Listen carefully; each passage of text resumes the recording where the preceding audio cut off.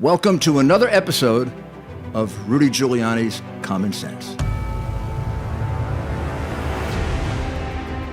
It's our purpose to bring to bear the principle of common sense and rational discussion to the issues of our day. America was created at a time of great turmoil, tremendous disagreements, anger, hatred. It was a book written in 1776 that guided much of the discipline of thinking that brought to us the discovery of our freedoms, of our God-given freedoms. It was Thomas Paine's Common Sense, written in 1776, one of the first American bestsellers, in which Thomas Paine explained, by rational principles, the reason why these small colonies felt the necessity to separate from the Kingdom of Great Britain and the King of England. He explained their inherent desire for liberty, for freedom, freedom of religion, freedom of speech, the ability to select the people who govern them.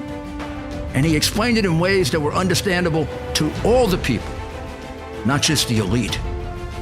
Because the desire for freedom is universal. The desire for freedom adheres in the human mind, and it is part of the human soul. Today we face another time of turmoil, of anger, very serious partisan division. This is exactly the time we should consult our history. Look at what we've done in the past and see if we can't use it to help us now. We understand that our founders created the greatest country in the history of the world, the greatest democracy, the freest country, a country that has taken more people out of poverty than any country ever. All of us are so fortunate to be Americans. We're not a perfect country. They weren't perfect men and women, and neither are we. But they did it better than anyone else, and that has to be our goal, to keep America a leader. But a great deal of the reason for America's constant ability to self-improve is because we are able to reason. We're able to talk, we're able to discuss, we're able to analyze, we're able to apply our God-given common sense. So let's begin.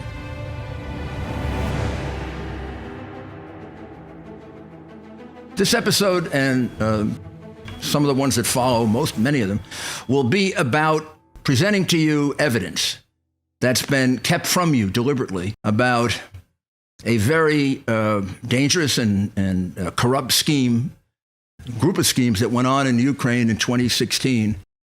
Much of it motivated by the desire to defeat Donald Trump and to elect Hillary Clinton. It involves corruption of all kinds, and it is complicated. But the fact is that there's been a deliberate effort to keep this information from you and to lie about it. These witnesses that I am going to discuss and present to you as if it were a trial have all wanted to come to the United States and were blocked by the American Embassy, by the State Department, by the FBI to some extent, and even when they hired a lawyer to present it to the Justice Department, and even though the lawyer made it clear that this involved proven intrusions in the 2016 election, that it involved activity by then Vice President Biden that was involved in the collusion as well as corruption. Even though these things were mentioned, the Justice Department did nothing to follow up on it. It seemed that all they were interested in were the false allegations of collusion by Russians. And so you've been deprived of this evidence, and I've been attacked, as you know, seems like monumentally for being the messenger, for having had the, I think, good fortune to develop this information, because something has to be done about it. So let me tell you how it began, and then let me get to the opening statement. This all began in November of 2018. I was brought the information. The idea that I went looking for dirt on Joe Biden or that President Trump wanted me to look for dirt on Joe Biden is totally false, and a part of the conspiracy to cover up the rather vast crimes of Democrats in the Ukraine. This information was brought to me. If you want to call it dirt, the dirt was handed to me. And it wasn't dirt. It was probable cause that crime was committed. It was given to me by reliable sources All that I'm going to explain to you came from that.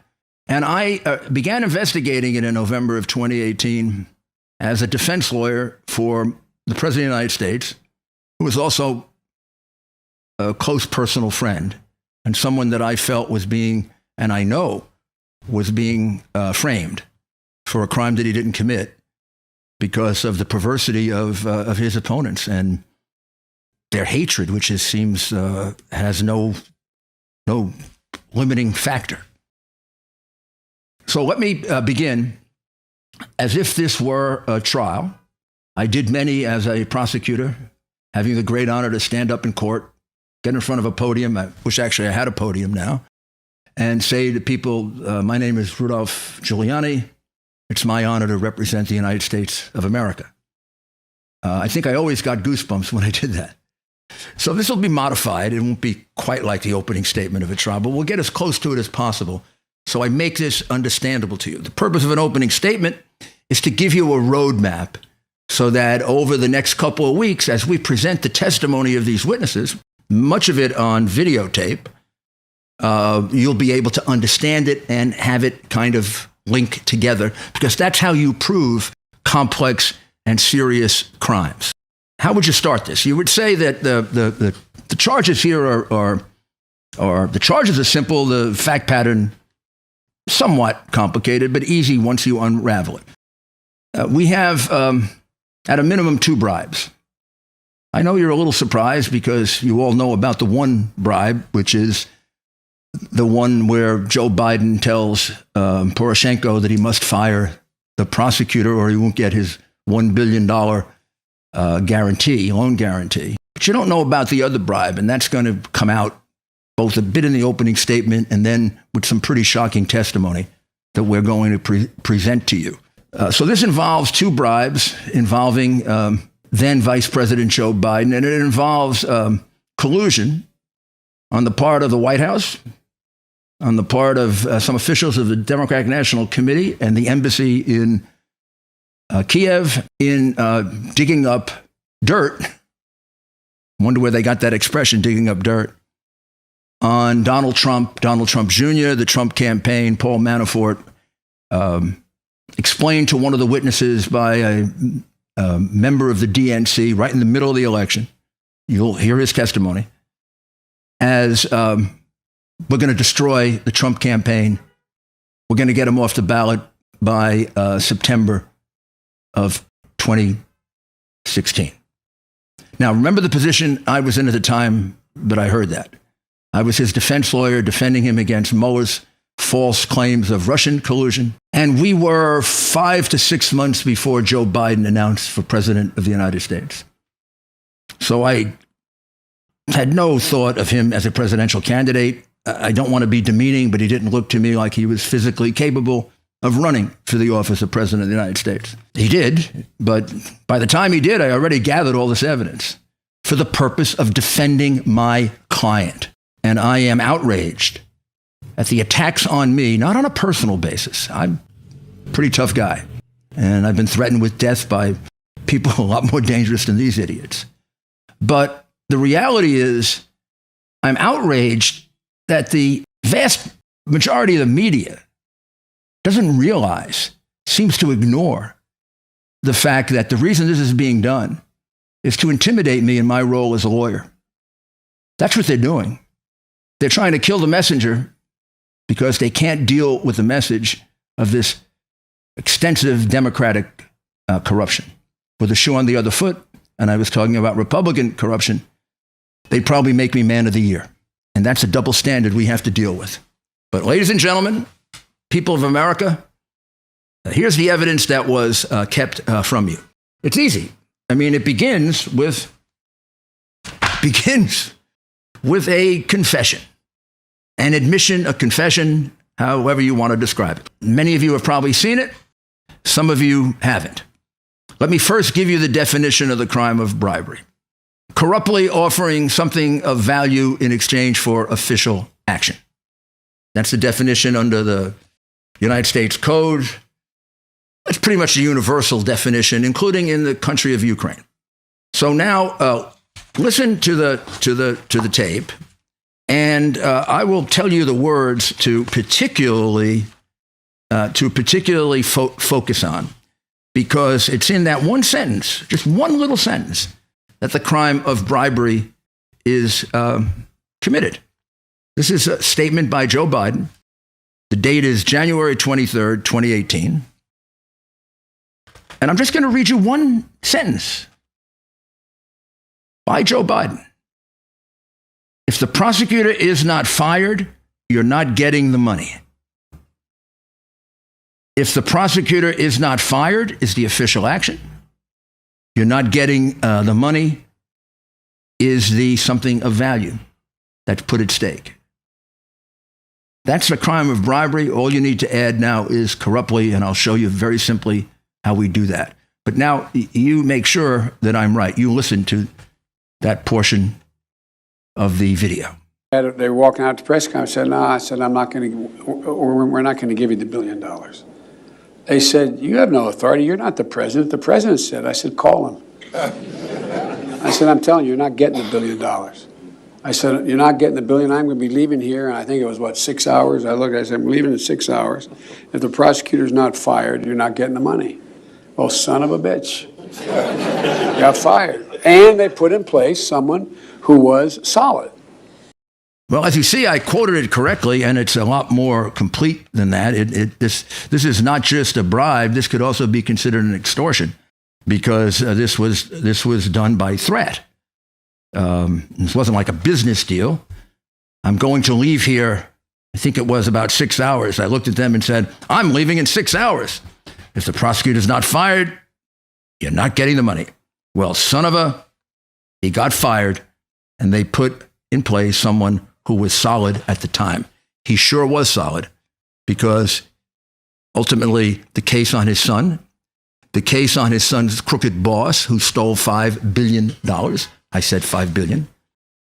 And his son's corrupt company, Burisma, just went away.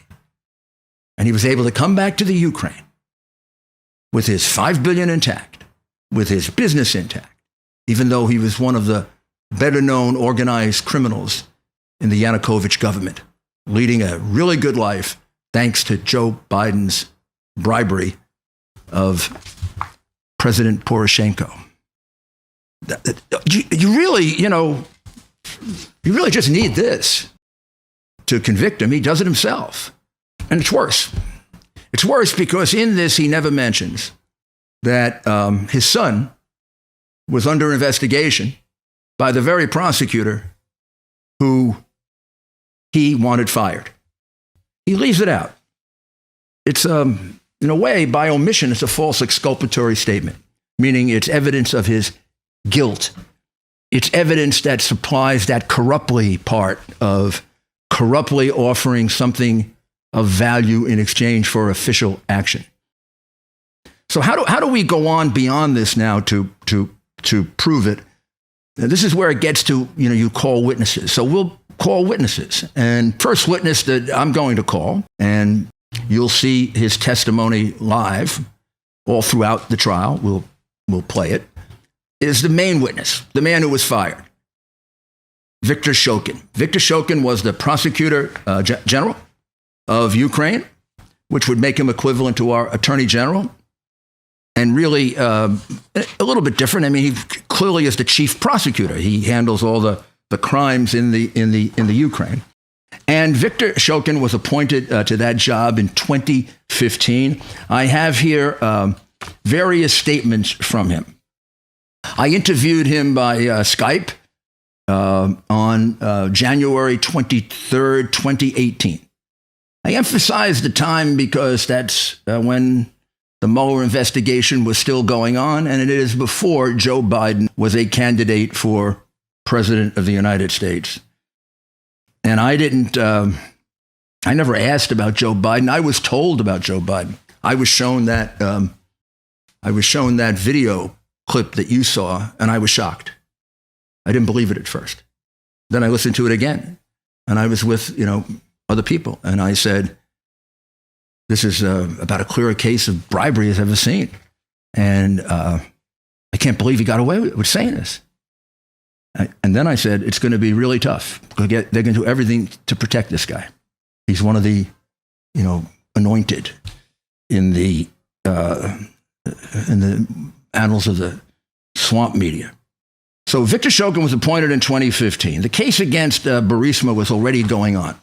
What Victor Shokin can describe and his other prosecutors is that Mykola Zlochevsky, these are, I know, difficult names, but Mykola Zlochevsky owned a company called Burisma that was incorporated in Cyprus.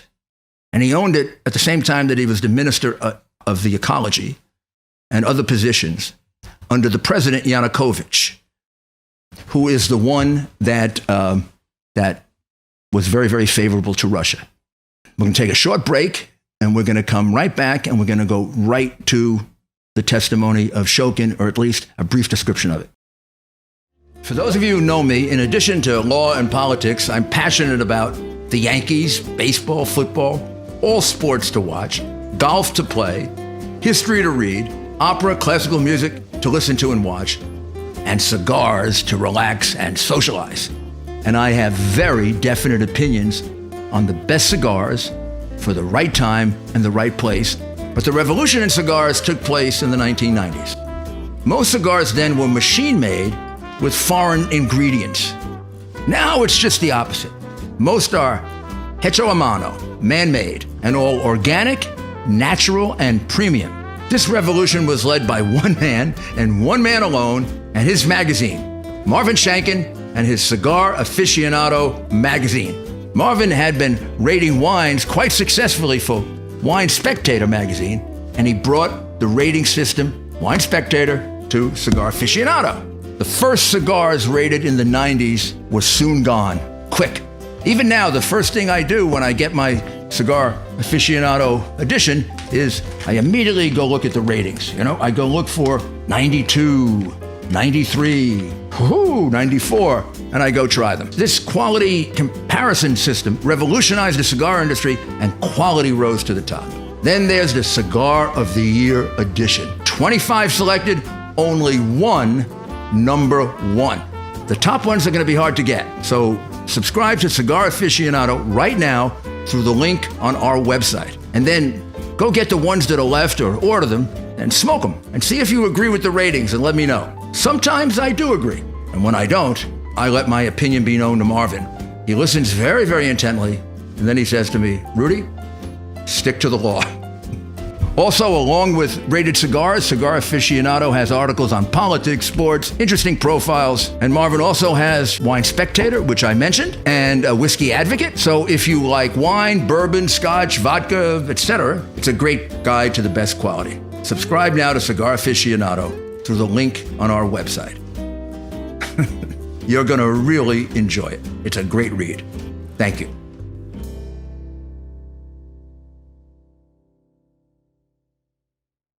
So we left off with Victor Shokin and what he will contribute to the trial. Victor Shokin will testify that he was investigating Burisma, attempting to get the money back that had been stolen by Mykola Zlochevsky, because when Zlochevsky was the minister of the ecology, he had granted mineral rights and oil rights to his own company, Burisma.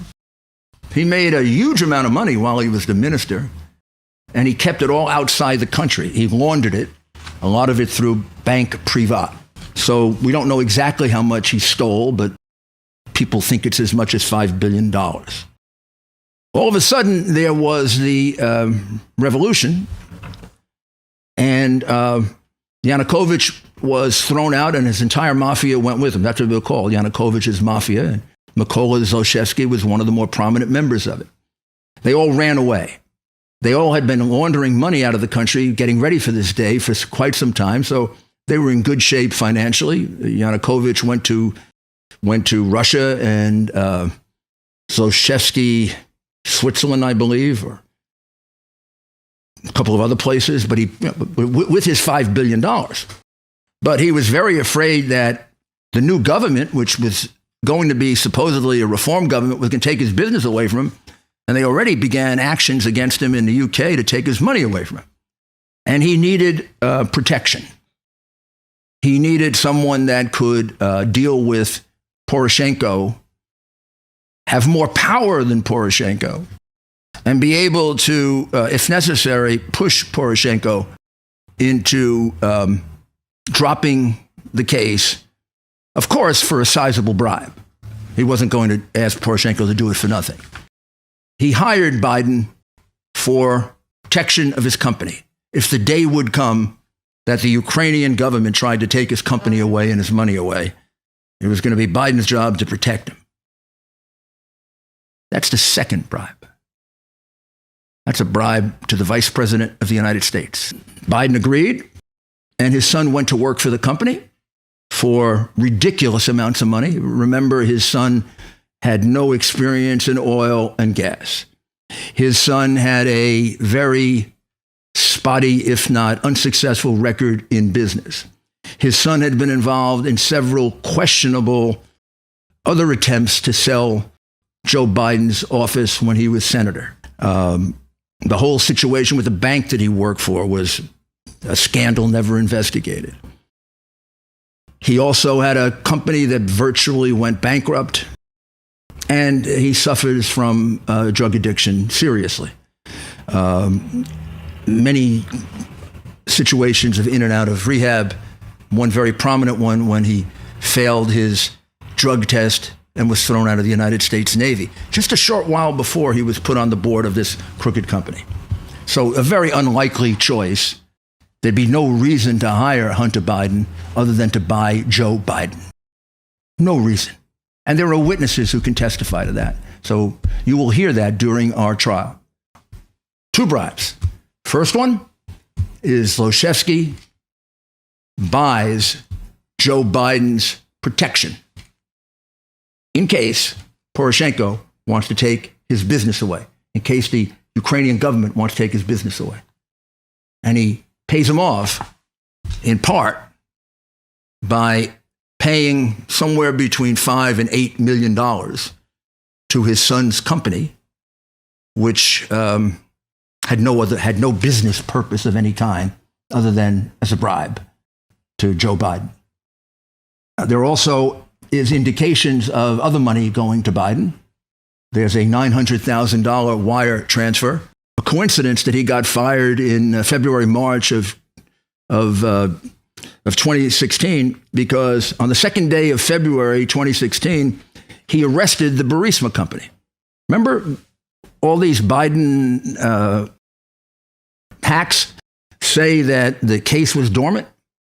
Well, right on the record, there's an arrest of Burisma on February 2nd of 2016. Hardly a dormant case. I got the files here. These are the files. They're lying. They're lying, and the press is just accepting it.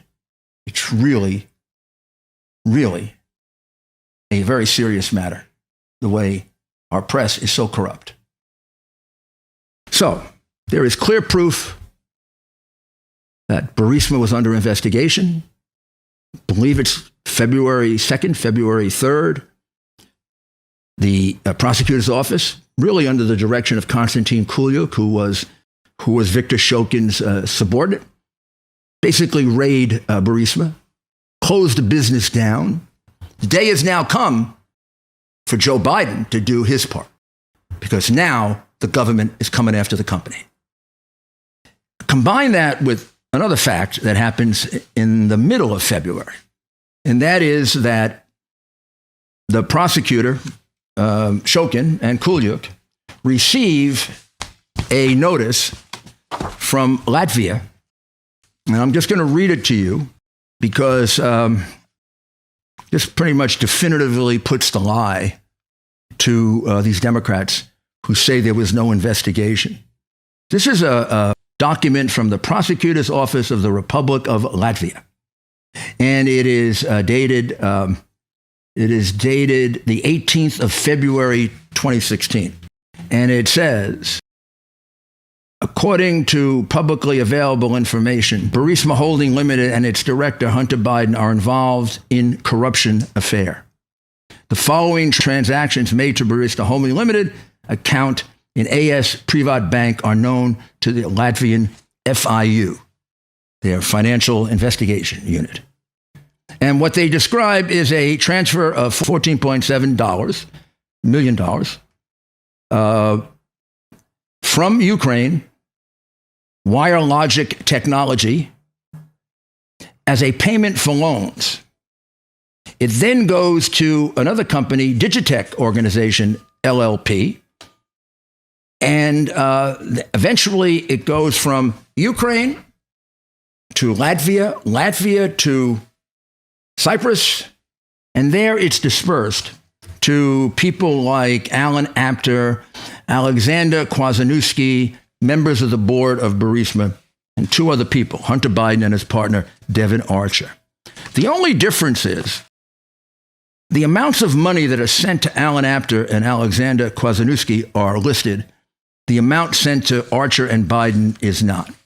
From the records of their company, however, you find that they received $3 million. This is an out-and-out money laundering case. So in addition to bribery, this is what you would call a smoking gun for a prosecutor. Right on paper, in more detail than I just described it. I mean, here's, if you'd like to take a look, this is the document in English, just so you know it's an authentic document. This is the document or part of it in Ukrainian, in which the money laundering is demonstrated about 4 or 5 different ways. There's the chart of the money laundering. This is all from the files of the prosecutor's office, the prosecutor that wasn't investigating Burisma and Hunter Biden, except right in the file on February 16th of 2016, they were investigating Hunter Biden. Liars. They're liars. They're really, really serial liars. Just at that time, coincidentally, just at that time, and Shokin was in the middle of this, there are 3 telephone calls between the Vice President of the United States and the President of Ukraine, Poroshenko, like February 5th, February 8th, February 16th. We'll get the exact dates for you. It doesn't appear to be any other month where there are 3 phone calls between them, and it's right in the middle of Burisma being raided and Hunter Biden's name coming up as one of the principals in the money laundering scheme. So it doesn't take a lot to figure out what those conversations were about. Would be nice if somebody had investigated this and gotten those conversations, wouldn't it? Like the FBI or the Justice Department. Since we have a prima facie case of bribery and got a prima facie case of money laundering, but I guess if you're a Democrat, they don't do things like that. But there are 3 telephone conversations, and Shokin says that during that period of time, the president of Ukraine was coming to him, Shokin will testify, and telling him he better go easy on the company. And he better go easy on Hunter Biden because Joe Biden has given him a lot of pressure. Telephone calls kind of corroborate that, 3 of them, within a week and a half. And then on Shokin's end of it, we find out the other side of what Joe Biden admitted on tape, demanding that Shokin be fired. And if not, you're not getting your loan guarantee. Poroshenko comes to him and says, I've got to ask you to resign because if you don't, we're going to lose our loan guarantee and we're pretty much on the brink of bankruptcy, basically because of all the stealing of the prior administration. And we will later find out all of the stealing Poroshenko was doing himself. So Shokin has to leave. There's no doubt that he's telling the truth. The idea that he's corrupt or whatever else he is, all he does is corroborate what Biden says on tape. He can be corrupt as heck. I mean, a lot of corrupt people make very powerful witnesses. I mean, most of the really bad criminals I convicted, there was usually a corrupt person who turned or, testified against him. However, this idea that he was so corrupt is also created. We have documents here showing his entire record. If he was corrupt, he really hid it. He never was arrested, never was charged with corruption. never in all of his years of law practice had a complaint against him. If he was corrupt, he sure wasn't good at it because I've met him. He's not a rich man. Some of these people really have incredible wealth, billions from their stealing. It's not Shokin. But in any event, he's a corroborating witness to Joe Biden's confession. He says, yeah, Biden was telling the truth. He got Poroshenko to fire me, and he got Poroshenko to fire me because I was investigating his son, I was investigating his patron, Zlochevsky, and I was investigating the Burisma company, and I had finally kind of hit pay dirt with the money laundering that I showed you. This testimony is then backed up by documents that I have here. I also have here something of great concern, and that is in September of this year, Mr. Shokin, after his affidavit was revealed publicly, in which he lays all of this out under oath, not like this whistleblower, not wanting to come forward. This guy is under oath, ready to testify. After that happened, all of a sudden, one night, he got very sick. He went to the hospital. According to the medical report, he almost died twice. He was taken from Ukraine because of fear that this was a poisoning. And he went to the same hospital that has saved other people that were subjected to Ukrainian and Russian poisoning. And the doctor is world famous. It's Dr. I believe his name is Korpan. And I remember this from a prior incident in Ukraine because the name of the clinic is the Rudolph Clinic. So you kind of remember Rudolph is not that common a name. But we will present to you in the course of the trial, and when we get to his testimony, we'll present to you all the medical records from Austria, not Ukraine. And I'd like you to look at this.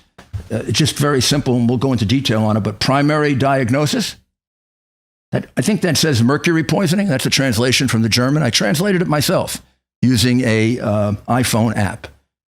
It says mercury poisoning. It then goes on to describe how much mercury was in his system. It's about 5 times more than you can possibly tolerate. They used denominations like 2 is the top, and he was at 9. Dr. Korpan says there's no other way this could have happened but by a poisoning. You couldn't do this accidentally. So there was an attempt to kill Shokin, which gives you an idea of how serious what we're dealing with is. This is a very, very serious matter. There are other witnesses that we will discuss in our next episode. Then we'll go through the testimony of Andrei Teleshenko, who has a great deal to say because he was both a prosecutor and then later he was the number 3 or 4 person in the Ukrainian embassy in Washington during the election. And he will testify at great length as to how the Ukrainian embassy, the Ukrainian officials conspired with the Democratic National Committee and Hillary Clinton's campaign. And he was directly asked to dig up all the dirt that he could on Donald Trump Jr.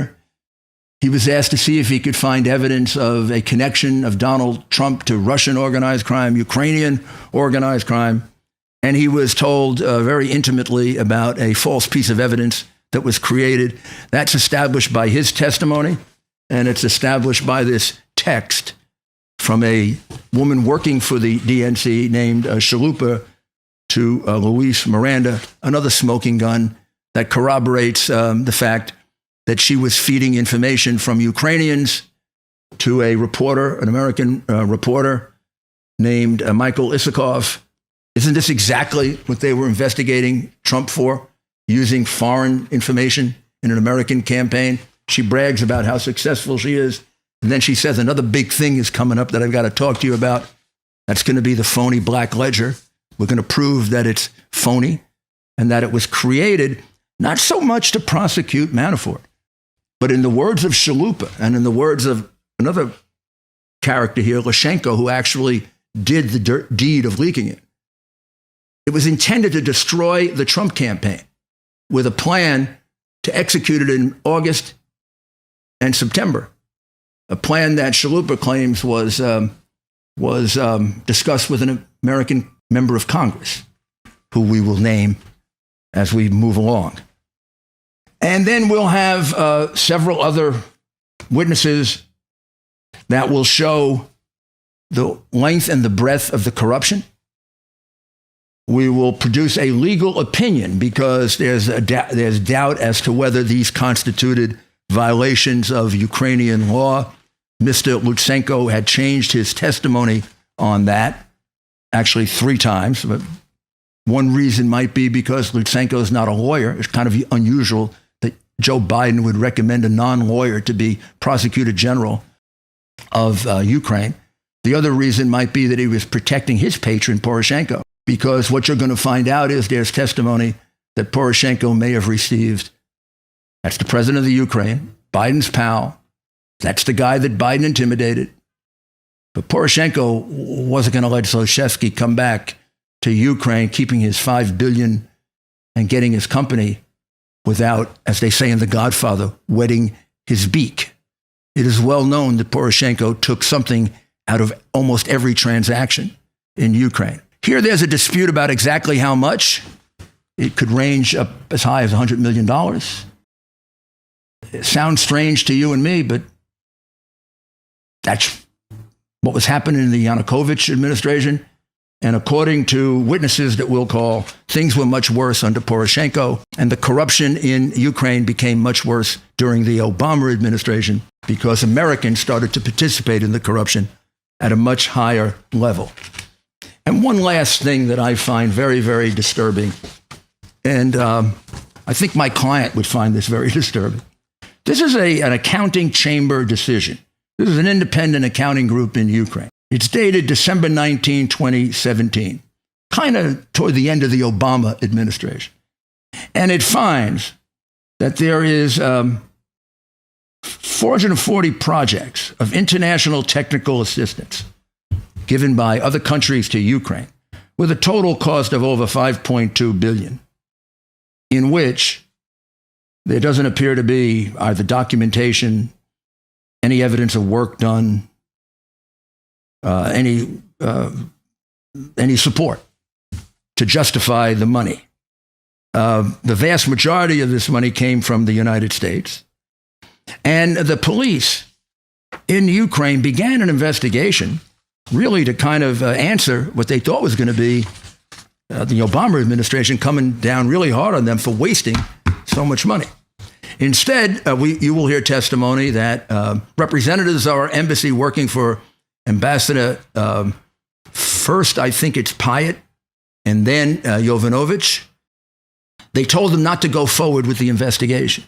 That we're friends and this doesn't really matter. And 5.2 billion, maybe 3.54 billion being our own money. It doesn't matter if they were wasting it. Well, you know why? The witnesses will tell you the reason is that the basic problem here, for at least 3 billion of that 5.2, is that when America was giving aid to Ukraine, it was doing it through what are called non-government organizations, not directly to Ukraine. A lot of that money never showed up in the Department of Ecology or the Prosecutor General's office. A lot of it kind of stuck with the NGO. There's a common theme in all of these NGOs, by the way, as they will testify. They call them children of Soros. One of the main ones is Antac, which had its own investigation that was corruptly, dismissed by Jovanovic. But all of them are extremely left-wing. There'll be testimony to that effect and documentary proof. And this still has never been explained. We're talking about billions of dollars in American aid that's unaccounted for, that went to Soros's NGOs like Soros's, extremely left-wing. Some of them not even in Ukraine. There's one here that involved Italy getting $4 million to straighten out corruption. It was intended for the Prosecutor General's office, and it was given to a NGO in Italy. And then you wonder why, when they fire Shokin, they can get people from Italy and England and Germany and to all say that he's corrupt. They're all people from the NGOs that were being paid off. This is a vast crime. This is probably, obviously, going to be the biggest scandal so far of this century. Let's hope there's none greater. It makes Teapot Dome look cheap when we get finished with the amounts of money. And there's a lot more to it. And in the next episode, we'll finish the outline. You've got most of it. And then we'll get right to the testimony. And you'll get to see some of these witnesses on camera for yourself to see that we have something called proof, which Democrats do not have against the president and never had. And we have something else on our side that makes it easy to accept all the attacks on me, my reputation, my family, and the threats. You know what we have on our side? Truth. Spent a lot of my career fighting corruption. I've done many, many difficult corruption cases. And some of them I've done when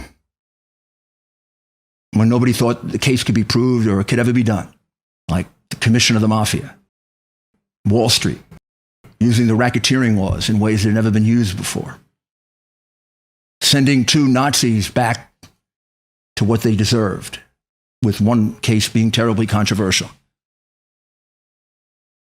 People ask me, how can you take it, all the criticism and all the... Because when I go to bed at night, I know that I'm doing what I wanted to do from the day I became a lawyer. I'm serving justice. I know it sounds corny, but this is corruption. This is corruption at a very, very high level. It doesn't matter if it's a Democrat or a Republican. It was an American vice president that sold out his office, and he sold out the integrity of the United States of America. We are a joke in Ukraine. We go there and we say, you should stop the corruption. And every time Joe Biden went there, they laughed at him. You're telling us to stop the corruption? And you're pulling millions out of here? We have got to fix this. It's a matter of national security. It's a matter of having a solid relationship and creating a solid situation in a country that's enormously important to us. But if we're going to send them $100 million in aid, and only 20 million is going to get to where it's supposed to go, maybe you can see why the president was concerned. And because the Democrats are the major beneficiaries of this corruption, maybe you can see why they're doing this phony impeachment. Because, boy, this is phony as you know what, based on hearsay and nonsense. This is based on evidence. And you're going to hear it all over the next couple of weeks. Thank you very much.